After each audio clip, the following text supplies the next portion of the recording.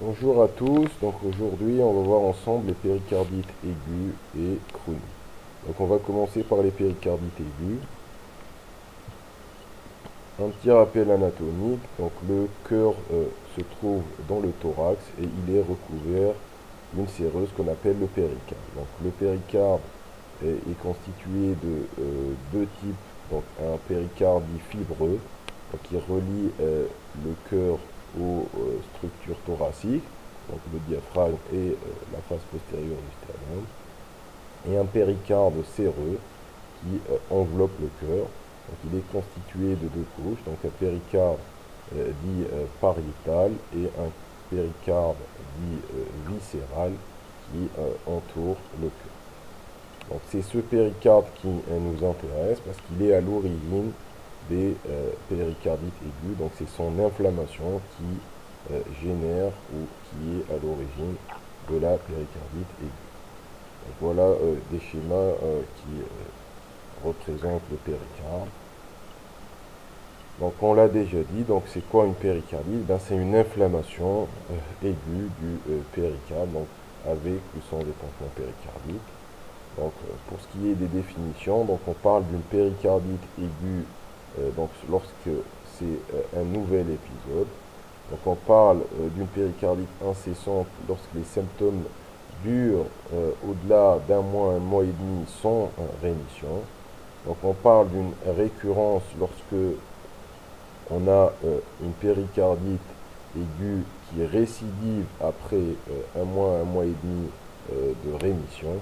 On parle d'une péricardite chronique lorsque les symptômes durent plus de 3 mois. Donc je répète, péricardite aiguë, donc nouveau début, donc incessante lorsque les symptômes persistent sans interruption au-delà d'un mois et demi. Donc une récurrence lorsque le patient a eu une péricardite, donc il a été guéri, on va dire, et qui fait une rechute au-delà d'un mois et demi, et on parle de chronicité lorsque les symptômes durent plus de 3 mois. Donc sur le plan anatomopathologique, on distingue deux types de péricardites. Les péricardites sèches, donc sans effusion ou sans épanchement péricardique, et les péricardites avec épanchement. Donc le degré d'épanchement varie d'une petite à une grande abondance. Et la nature du liquide donc, diffère en fonction des étiologies. Donc le liquide peut être jaune citrin, hémorragique, sérohématique ou purulent, comme il peut être libre dans la cavité péricardique ou bien cloisonné.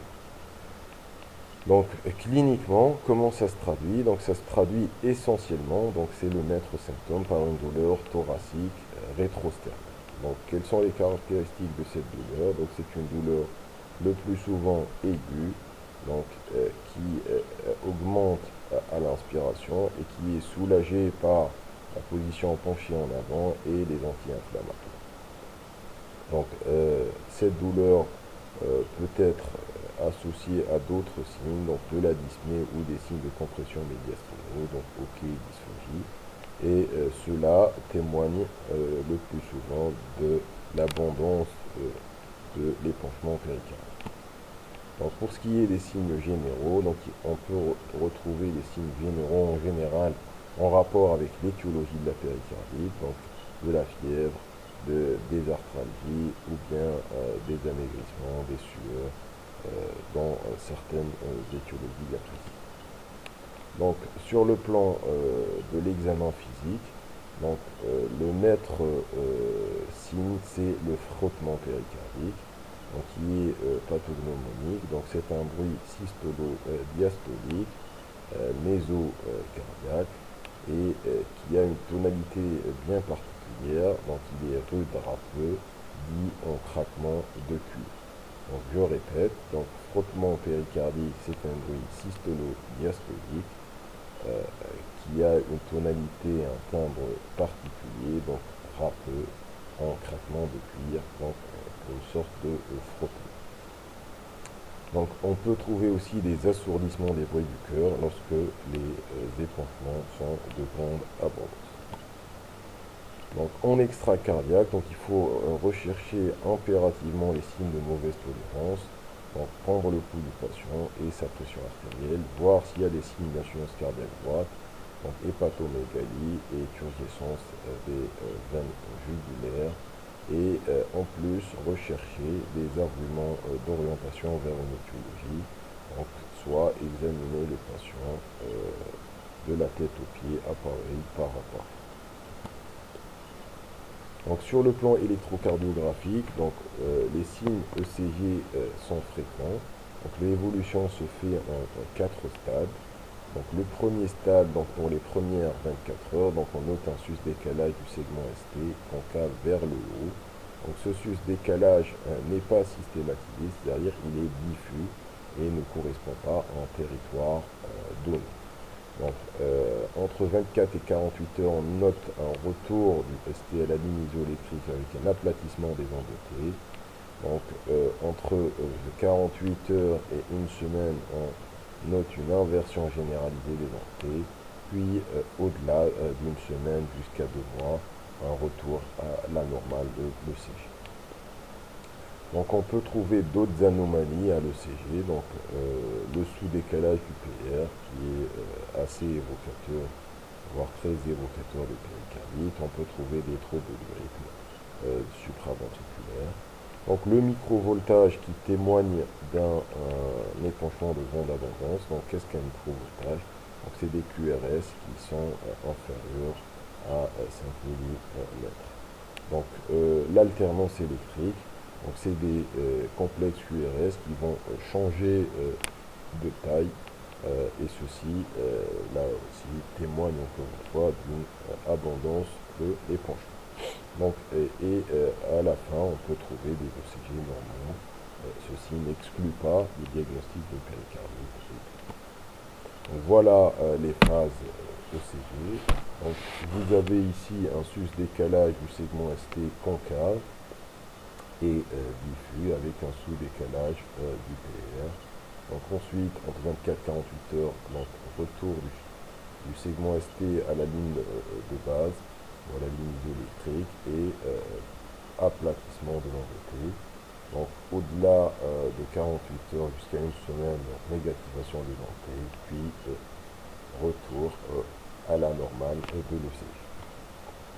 Donc sur la radiographie thoracique de face, donc le plus souvent elle est normale, mais quand l'épanchement péricardique est de grande abondance, on va avoir une cardiomégalie avec un aspect dit en carafe, donc voilà, et un effacement des bords du cœur. Donc ceci témoigne d'un épanchement de grande abondance. Donc l'échocardiographie, donc c'est l'examen clé. Donc, il affirme l'épanchement, apprécie son abondance, dépiste des signes de mauvaise tolérance hémodynamique avant que l'état clinique ne se détériore, on guide une éventuelle ponction péricardique et sert aussi dans le suivi puisqu'il permet de voir l'évolution de l'épanchement sous traitement et parfois il nous aide aussi dans la démarche étiologique. Donc voilà une coupe 4 cavités, donc apicale 4 cavités, qui retrouve un épanchement péricardique de grande abondance, avec là vous noterez donc une inversion du toit de Baudet qui est un des signes avant-coureurs ou des signes de pré-composant. Donc le bilan, donc il faut demander un bilan de façon systématique. Donc, la formule peut retrouver une hyperleucocytose, donc une accélération de la VS, donc, et une augmentation de la CRP. Donc, faire une demande de troponine pour voir s'il y a une inflammation myocardique associée. Donc, une augmentation des troponines témoigne d'une atteinte associée du myocarde. Et dans ce cas-là, on parle de péricardomyocardite. Et le reste du bilan est demandé selon l'orientation étiologique. Donc pas de façon systématique, mais en fonction des signes qu'on retrouve à l'examen clinique. Donc voilà, donc une fois qu'on a examiné notre patient, qu'on a demandé un minimum de bilan, donc une formule, une VS, une CRP, un ECG et une écho-cœur, donc on a tous les éléments pour pouvoir parler, c'est-à-dire en gros poser le diagnostic de péricardite ou exclure ce diagnostic. Donc on parle de péricardite aiguë si on arrive à réunir deux critères sur 4. Donc quels sont les critères? Donc la douleur thoracique d'allure péricardique, donc on l'a déjà décrit.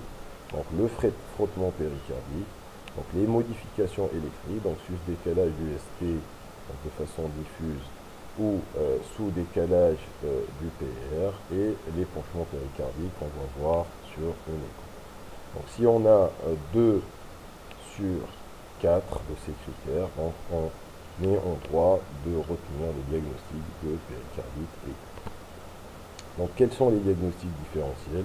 Donc je vous ai mis ici essentiellement les diagnostics différentiels d'origine cardiovasculaire, donc l'infarctus du myocarde, l'embolie pulmonaire et la dissection aortique. Donc il faut connaître les caractéristiques cliniques et paracliniques de ces diagnostics justement pour pouvoir faire la part des choses. Les étiologies, donc elles sont diverses et variées. Donc voilà, il n'est pas question de retenir toutes ces étiologies.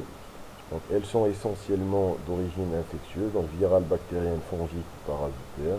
Donc, vous avez aussi le chapitre des maladies auto-immunes, donc les néoplasies, les causes métaboliques, donc les causes traumatiques post-radiques ou post-infarctus, donc les causes médicamenteuses et autres.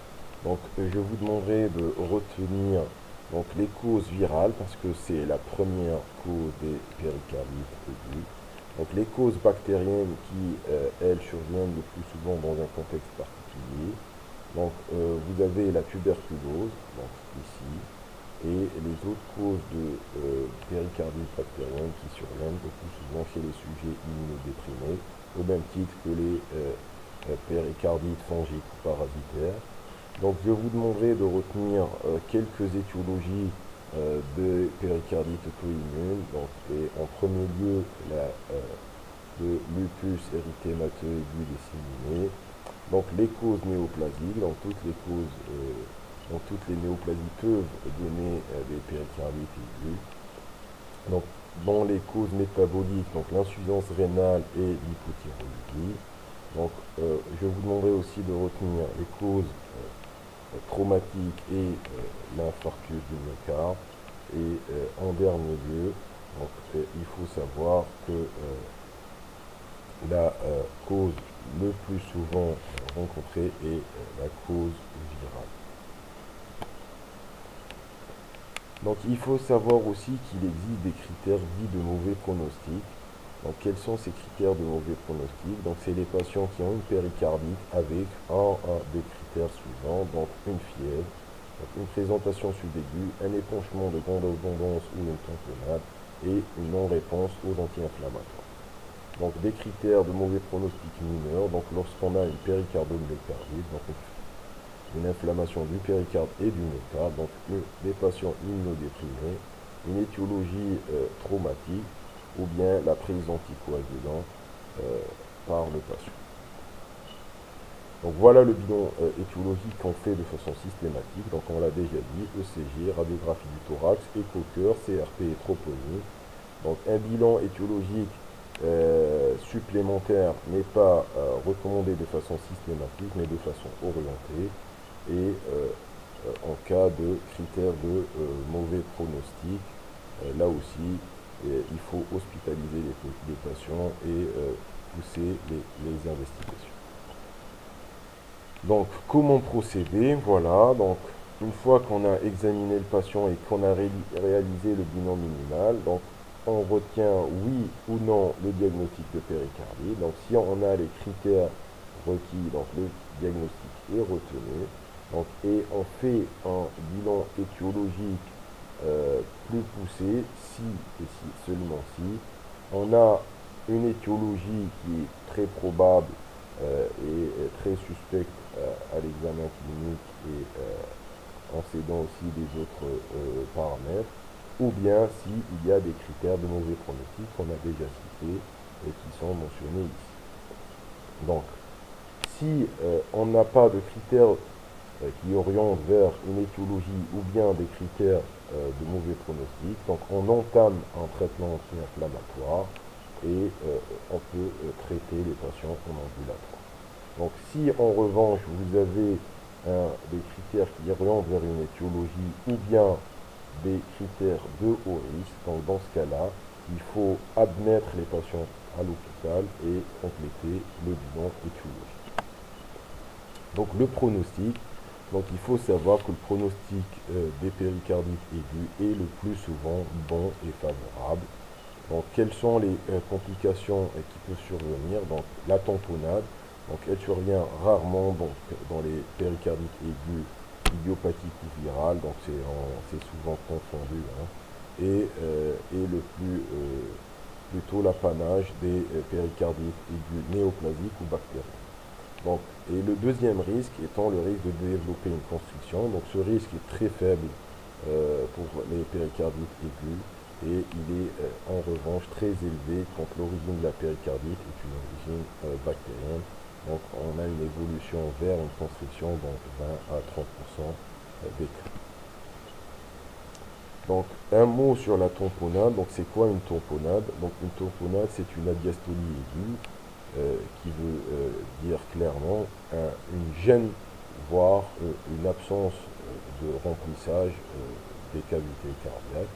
Pourquoi? Tout simplement parce que le liquide qui est dans la cavité péricardique va gêner le remplissage du cœur. Donc la tamponnade est une urgence qui engage le pronostic vital.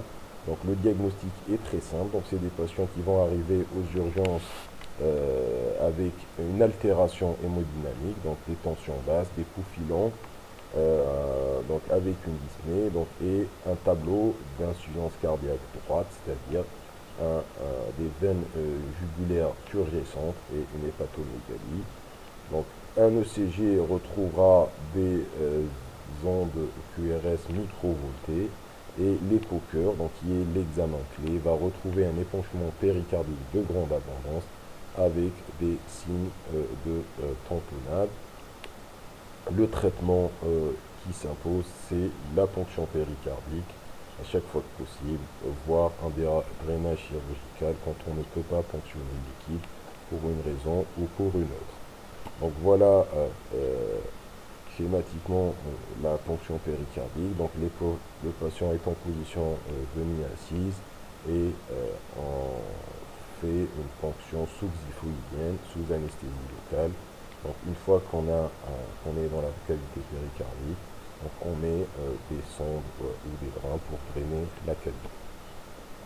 Donc la prise en charge, donc hospitalisation quand il y a des critères mineurs ou majeurs de mauvais pronostic.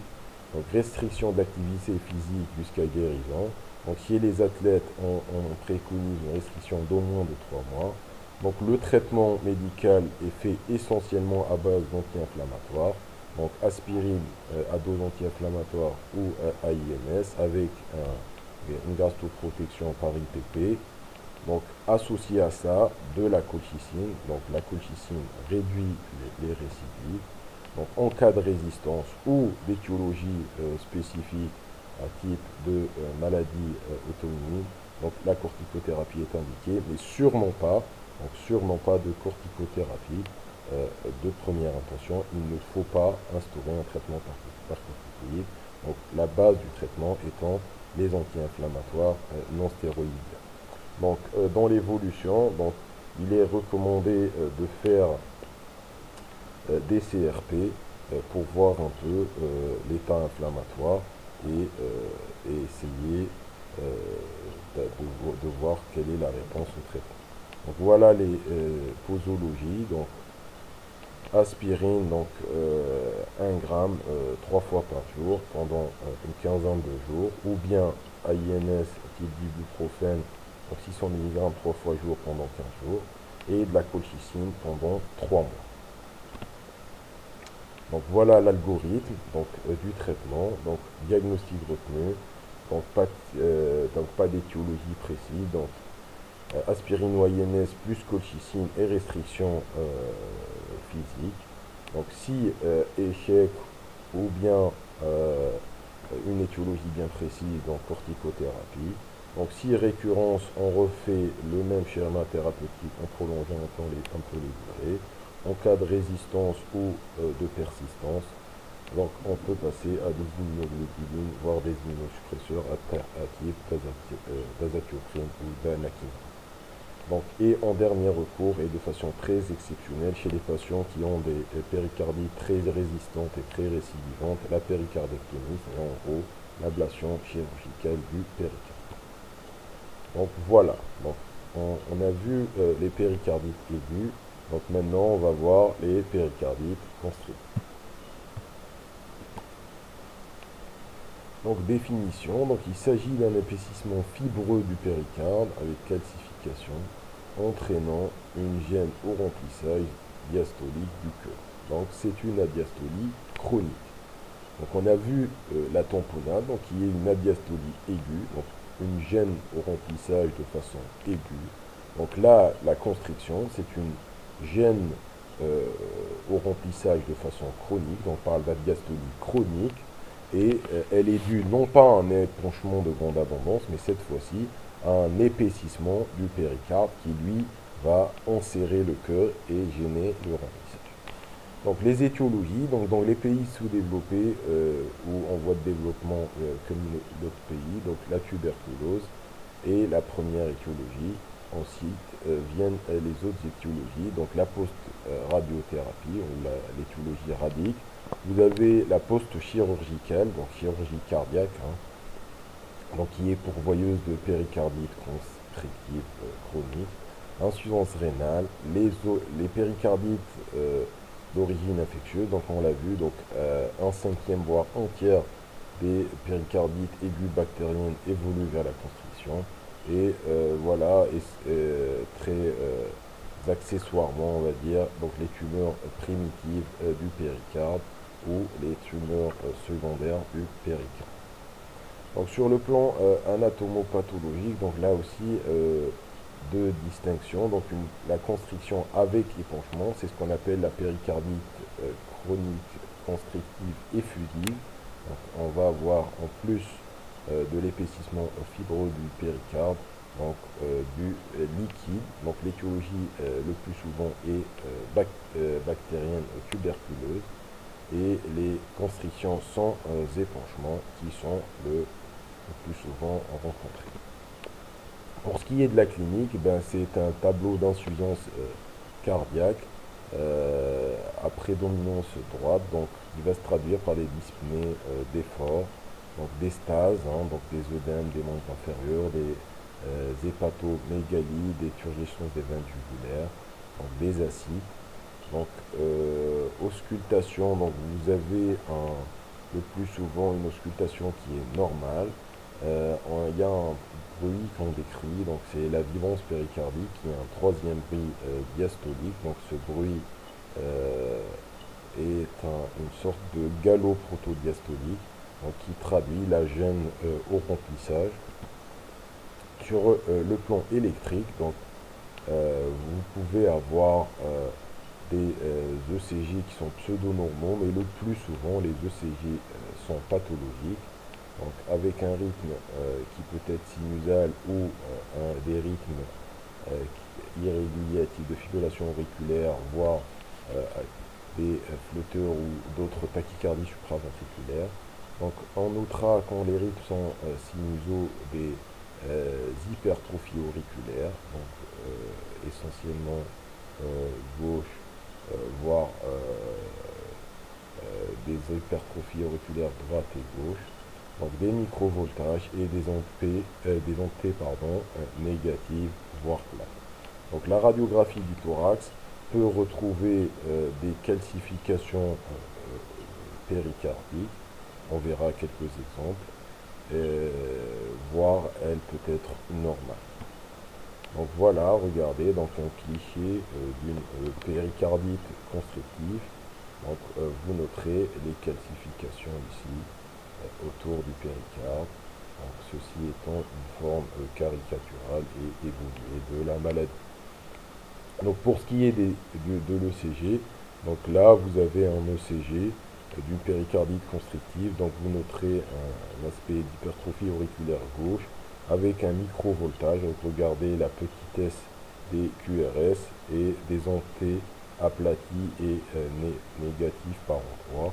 Donc ceci est un ECG typique d'une péricardite constrictive. Donc à l'écho, donc l'échocardiographie étant l'examen clé, donc on note un épaississement du péricarde, une dilatation du massif auriculaire, donc dilatation des oreillettes droite et gauche, et on notera à l'étude de la fonction diastolique une altération de la fonction diastolique avec un flux restrictif lors du remplissage. Donc le cathétérisme cardiaque donc, permet de retrouver une adiastolie hémodynamique donc, chronique, donc une augmentation des pressions diastoliques du ventricule droit et gauche, suivi d'une remontée abrupte et d'un plateau mésothélique diastolique. C'est ce qui constitue le diplateau. Donc on va vous montrer une courbe hémodynamique correspondant à ça. Le scanner et l'IRM donc, retrouve les épanchements, les épaississements du péricarde. Donc voilà un aspect de diplateau ici au cathétérisme droit. Donc voilà, donc regardez, donc vous avez une descente, puis une remontée abrupte. Donc ça c'est une racine carrée, donc avec des pressions diastoliques élevées. Et là, c'est un cathé gauche qui retrouve la même chose, avec des pressions diastoliques élevées et un aspect en racine. Donc l'évolution, c'est une évolution qui est lente, qui est insensible au traitement médical par rapport à l'évolution de la péricardie constrictive. Donc le traitement médical il est essentiellement symptomatique, donc vise un peu à améliorer les patients et à les dépléter. Il s'agit d'une affection grave, donc il faut traiter précocement et non pas laisser les patients traîner. Donc le traitement, il est essentiellement chirurgical. Donc il consiste en une péricardectomie complète, c'est-à-dire c'est un traitement chirurgical qui vise à enlever le péricarde. Donc pour ce qui est du traitement médical, donc en plus du traitement étiologique, donc antituberculeux, si l'origine est tuberculeuse, ou bien des traitements anti-inflammatoires quand les étiologies sont auto-immunes, etc. Donc c'est essentiellement un traitement symptomatique de l'insuffisance cardiaque, donc des diurétiques pour la majeure partie des patients. Et ce traitement vient si je puis dire, en appoint de la chirurgie qui reste le traitement réel et efficace chez ces patients. Et je vous remercie pour votre attention.